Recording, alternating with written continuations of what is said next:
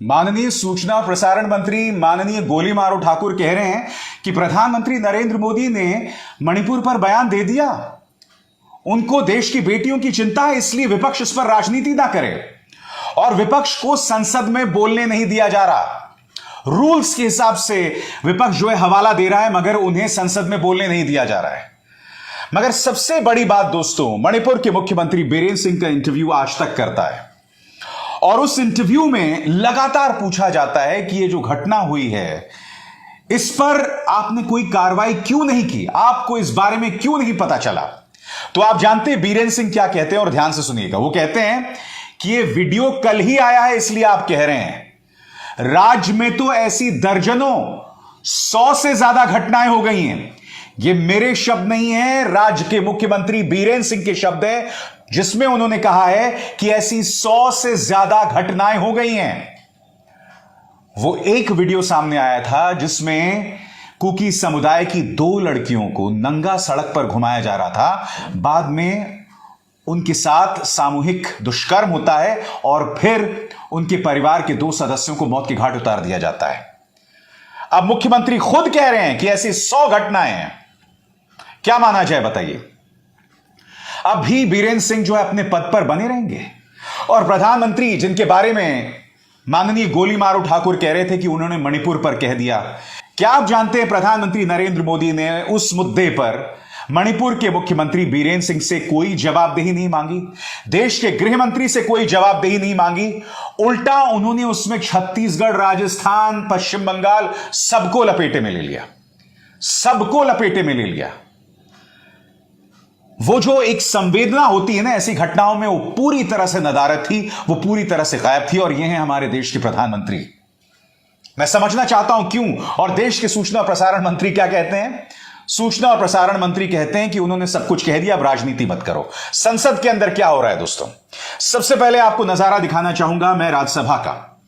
राज्यसभा में देखिए तृणमूल कांग्रेस के सांसद डेरेक ओ ब्रायन किस उग्र अंदाज में अपनी बात रख रहे हैं कि एक बार जब यह तय हो गया कि रूल 267 के अंतर्गत चर्चा होगी तो बाकी तमाम चर्चाएं बेमानी हो जाती हैं, बाकी तमाम कार्रवाई बेमानी हो जाती है। सुनिए किस अंदाज में उन्होंने कहा, पूरी चीज को सुनिएगा, फिर मैं उसकी चर्चा करता हूं।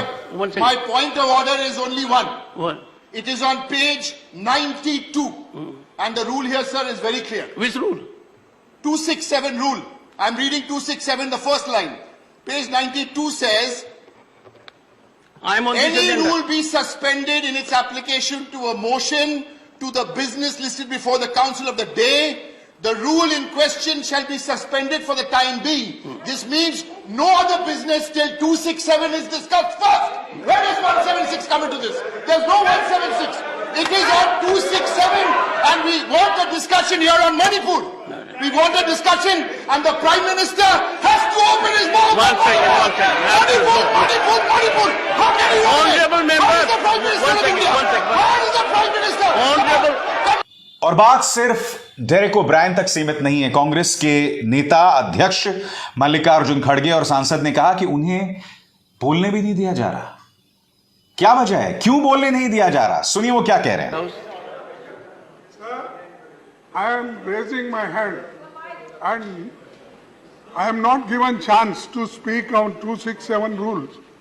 And 267 I have already given earlier morning 9 o'clock. I sent my people before that only so that others can give. You should submit because tomorrow you can say that you have not given the notice in time. So I have made my full efforts to attract your attention and give notice. But unfortunately, I am not allowed to raise this 267. And you know the Manipur is burning. And Manipur is burning. And the women are raped and naked, paraded, everything. And Prime Minister is keeping quiet.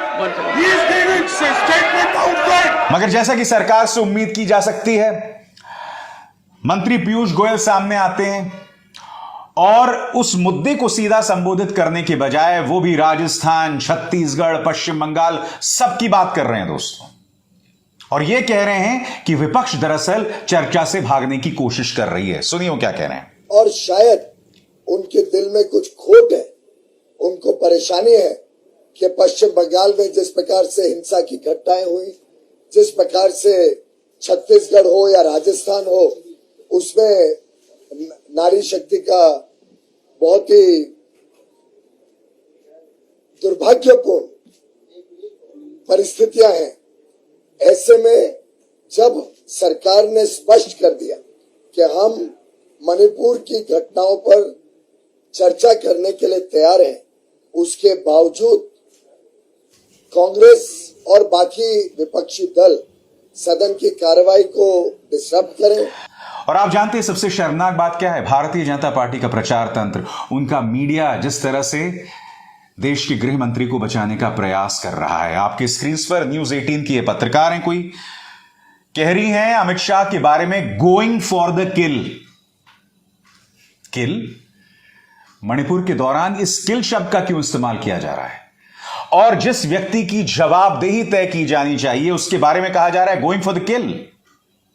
शर्म आती है अंबानी के news channel के इन पत्रकारों को। और बात यहां नहीं है, एक और पत्रकार हैं जिनके बारे में स्वर्गीय राजीव त्यागी ने बहुत ही ऐतिहासिक शब्द कहे थे। इसका शर्मनाक बयान आपके स्क्रीन पर। There are complete double standards of lobby. They shout on Manipur but they keep quiet on Bengal violence and rapes. Recent incidents is big example of double standards. इस मंच पर एक नहीं कई बार मैंने पश्चिम बंगाल में जो हिंसा हुई थी उसकी चर्चा की थी। दोस्तों, मैं लगातार विपक्ष को भी जहां कटघरे में रखना होता है रखता हूं, मगर मैं इससे पूछना चाहता हूं आखिरी बार मणिपुर के मुद्दे पर तुमने कब डिबेट की थी? या क्या एक भी डिबेट की थी? यह बंदा मुझे बता दे, एक भी डिबेट की थी इसने? आज ये डबल स्टैंडर्ड्स की बात कर रहा है। इसके तो स्टैंडर्ड्स भी नहीं है, क्योंकि ये इस मुद्दे पर चर्चा ही नहीं करना चाहता है। प्रधानमंत्री, गृह मंत्री बीरेंद्र सिंह को कटघरे में नहीं रखना चाहता है, जो हर पत्रकार का फर्ज है। दो मिसाल मैंने दी आपको, एक ही चैनल से दो पत्रकार, दोनों जो हैं सरकार को बचाने का प्रयास कर रहे हैं। एक तो ये कह रही गोइंग फॉर द किल, बस नतमस्तक होना रह गया है, और दूसरे विपक्ष पर ब्लेम कर रहे हैं। दोस्तों, जाहिर सी बात है कांग्रेस ने इस मुद्दे पर उग्र तेवर अपनाया है। क्या कह रही हैं सुप्रिया सुनीत और पवन खेरा? सुप्रिया सुनीत का आपका बयान। प्रधानमंत्री मोदी सत्र शुरू होने से पहले 8 मिनट 25 सेकंड बोले और उनके पास मणिपुर के लिए सिर्फ 36 सेकंड थे। मणिपुर पर बोलने के बजाय आप राजस्थान और छत्तीसगढ़ पर ताने देने लगे। घटना 77 दिन पुरानी है और आपको वाकई में अब पता चल रहा है इस बारे में। सच तो यह है कि इस हैवानियत के आप भी उतने ही जिम्मेदार हैं जितने वीडियो में दिखने वाले दरिंदे। बहुत बड़ी बात कही है। सुप्रिया सुनीत कह रही हैं कि प्रधानमंत्री नरेंद्र मोदी भी इस हैवानियत के जिम्मेदार हैं जितने उस वीडियो में दिखने वाले दरिंदे, और वो धिक्कार है शब्द का इस्तेमाल कर रही हैं। आपके स्क्रीन पर पवन खेरा क्या कह रहे हैं, आइए सुनते हैं। मणिपुर के वीडियो हमने आपने पूरे विश्व ने देखे। देश का सर शर्म से तो झुक ही गया। एक एक व्यक्ति की रूह कांप गई। एक आदमी जो अपने आप को विश्व गुरु कहते हुए पूरे विश्व में इठलाता हुआ घूमता है, उसका मुंह 78 दिन तक नहीं खुला, चुप रहा। आज बोले तो 36 सेकंड के लिए बोले मणिपुर पे, और वो भी कब? जब सुप्रीम कोर्ट का नोटिस आ गया, सुप्रीम कोर्ट ने सो मोटो कॉग्निजेंस लिया। इनकी एक मंत्री हैं, अपने आप को नेता मानती हैं, स्मृति ईरानी। कल जब सोशल मीडिया से बहुत उनको ताने मिलने शुरू हुए, तब जाकर रात को उन्होंने एक ट्वीट किया मणिपुर पे, और आज सुबह गलती सुधारने के लिए राजस्थान पे भी ट्वीट कर दिया कि राजस्थान में जो बलात्कार हुआ उसका राष्ट्रीय महिला आयोग ने कॉग्निजेंस लिया। अरे आप क्या कॉग्निजेंस लेंगी?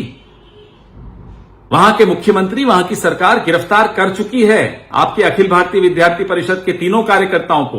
वो धर्मपाल हो, वो समंदर हो, वो भट्टम सिंह हो, तीनों को गिरफ्तार कर चुकी हैं जिन्होंने ये बलात्कार किया था। तो आप बैठे रहिए। प्रधानमंत्री जी जबान चलाने से देश नहीं चला करते हैं। देश चलाने के लिए, देश का नेता बनने के लिए दिल होना चाहिए, और दिल में देश के लिए एक जगह होनी चाहिए। वो दिल देश के लिए धड़कना चाहिए। माफ कीजिएगा, आपका दिल इस देश के लिए नहीं धड़कता। बिल्किस बानो पे जो चुप रहे, वो मणिपुर पे क्या बोलेंगे? नहीं चाहिए इस देश को विश्व गुरु। इस देश को प्रधानमंत्री चाहिए, एक ऐसा नेता चाहिए जिसका दिल हो, और वो दिल भारत के लिए, इंडिया के लिए धड़कता हो। आप तो भारत और इंडिया में भी विभाजन करा रहे हैं। ये विभाजन की राजनीति जो आपकी है, आज उसी का खामियाजा पूरा देश भुगत रहा है, मणिपुर भुगत रहा है। देश लानत भेज रहा है आज आपकी सरकार पर। अभी 1 साल बचा है, इस देश को और गर्त में डालने से रोकिए। अपनी इस बांटने वाली राजनीति को बंद कीजिए, इस पर विराम लगाइए, नहीं तो देश का इतिहास आपको कभी कभी कभी माफ नहीं करेगा। You will be relegated in the dustbin of India's history. तो पवन खेरा का कहना है, माफ कीजिए प्रधानमंत्री, आपका दिल जो है इस देश के लिए नहीं धड़कता। दोस्तों, मगर मैं आपका ध्यान खींचना चाहूंगा मेरी पत्रकार मित्र रोहिणी सिंह के इस ट्वीट की तरफ। अंग्रेजी में है, बहुत कुछ कहता है ट्वीट। इससे पता चलता है कि इनका प्रचार तंत्र अंदर से किस कदर गल गया है। इनके अंदर थोड़ी सी भी संवेदना नहीं है, क्योंकि ऐसी आपको ढेरों मिसाल मिल जाएंगी ट्विटर और फेसबुक पर, जो बलात्कारियों के किए को जायज ठहरा रहे हैं। क्या कह रही है Rohini? Looking at the sort of filth and abuse the Bhakt Mandali is peddling on Manipur and the vicious trolling and attacks on anyone seeking government accountability and justice only demonstrates that these people will defend the most unspeakable horrors if it is committed in states ruled by their leaders. No supporter of any other political party viciously defends barbarity like the Bhakt Mandali. Rohini यहां कह रही हैं कि जिस तरह का जहर भक्त मंडली, अंधभक्त जो हैं मणिपुर के मुद्दे पर निकाल रहे हैं, खासकर जो लोग सरकारी जवाबदेही को लेकर सवाल कर रहे हैं, मसलन मेरे जैसे पत्रकार, जिस तरह से भक्त मंडली उन पर निशाना साध रही है, यह साबित करता है कि जिन राज्यों में भाजपा की सरकार है, उसकी हर गलत चीज को सही ठहराने के लिए यह तमाम हदों को पार करने को तैयार है। और सबसे शॉकिंग बात, कोई भी पॉलिटिकल पार्टी का समर्थक इतना जहरीला नहीं होता जितना इस पॉलिटिकल पार्टी के अंधभक्त। मुद्दों को संबोधित करने के बजाय प्रधानमंत्री नरेंद्र मोदी की भाषा एक ट्रोल जैसी हो जाती है, जिसमें वो दूसरे राज्यों का जिक्र करते हैं। प्रधानमंत्री, आप 77 दिन बाद बोल रहे हैं। मैं आपसे रोज सवाल किया करता था जब मैंने मणिपुर पर शो किया था, मणिपुर पर आप खामोश क्यों हैं? आपके मुंह से शब्द नहीं निकल रहा था। यह तो वो वीडियो आया तब जाकर आपने मुंह खोला। आपकी महिला बाल विकास कल्याण मंत्री का सिर्फ एक काम है, राहुल गांधी को ट्रोल करना, और उसके अलावा कुछ नहीं। सच तो यह है, आज आपने बतला दिया है कि यह जो नारा है ना, एक अकेला सब पर भारी, यह बेईमानी है।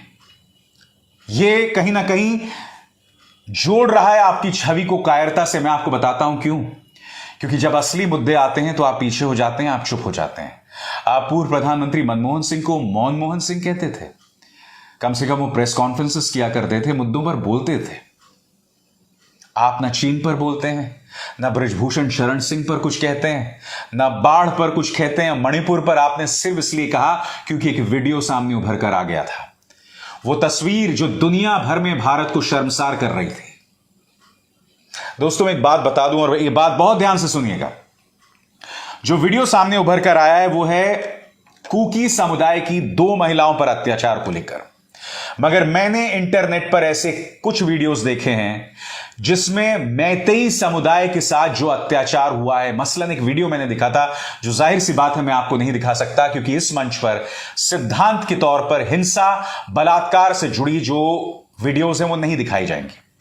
वो वीडियो मैंने देखा दोस्तों, और उस वीडियो में दावा किया गया है सड़क के आसपास मैतेई समुदाय के लोगों की लाशें बिखरी पड़ी हैं, और कुकी समुदाय से जुड़ा कोई व्यक्ति उसका वीडियो ले रहा है और खुश हो रहा है। अत्याचार दोनों के साथ हुआ है और सरकार उस अत्याचार को रोकने में नाकाम रही है। यकीनन निशाना इस वक्त कुकी समुदाय के लोगों पर है, क्योंकि वो माइनॉरिटी में है। मगर इसका मतलब यह नहीं कि मैतेई समुदाय के लोगों पर हमले नहीं हो रहे हैं, उन पर भी हमला हो रहा है। मगर इस मुद्दे को कुकी बनाम मैतेई बनाने की जरूरत नहीं है। हिंसा का शिकार दोनों हैं, मरहम की जरूरत दोनों को है। मगर माफ कीजिएगा, देश के गृह मंत्री और देश के प्रधानमंत्री के पास मरहम नहीं है। इनके पास सिर्फ राजनीति है। इनके पास सिर्फ जरिया है विपक्ष पर निशाना साधने का, बस। इनके पास वो वाहियात पत्रकार हैं जो सवाल नहीं करते हैं। क्या गजब का टूल किट था ना दोस्तों। रात को स्मृति ईरानी जो है करीब बहुत देर रात ट्वीट करती हैं, वो भी राहुल गांधी के ट्वीट के बाद। फिर अचानक मैं देखता हूं तीन पापा की परियां जो हैं, 2 पापा की परियां राती को उसी वक्त के आसपास ट्वीट करती हैं, वही 11:30 12:30। फिर अगले दिन एक और पापा की परी जिसने एक बार अपने नाम के साथ मोदी लगा दिया था, वो भी ट्वीट करती हैं। कहने का अर्थ यह दोस्तों कि बाकायदा एक टूल किट काम कर रहा है। जब तक मोदी जी की तरफ से आदेश नहीं आएगा, ये लोग भारतीय जनता पार्टी शासित किसी राज्य पर कोई टिप्पणी नहीं करने वाले। ये लोग सब अपनी नौकरी बचा रहे हैं, और न सिर्फ नौकरी बचा रहे हैं, समानांतर तौर पर इनके कई ऐसे काम चल रहे हैं, क्योंकि अगर इन्होंने सवाल करना शुरू किया तो वो काम बंद हो जाएंगे। कई ऐसे पत्रकार हैं जिनके खिलाफ आरोप हैं गंभीर, अगर उन्होंने सरकार से सवाल करना शुरू कर दिया तो फिर से तिहाड़ जाना पड़ेगा उन्हें। ऐसे लोगों में कहां से हिम्मत होगी, आप खुद बताइए। अभिसार शर्मा को दीजिए इजाजत। नमस्कार।